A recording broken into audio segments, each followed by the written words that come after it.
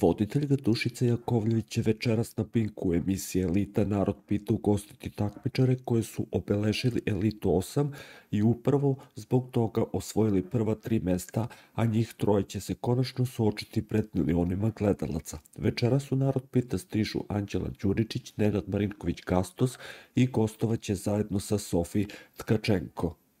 Naime, poznato je da Nenad Marinković-Gasto često delio komplimente Sofi Tkačenko, što je smetalo Anđeli Đuričić i zbog čega uopšte ne može da smisli Sofi.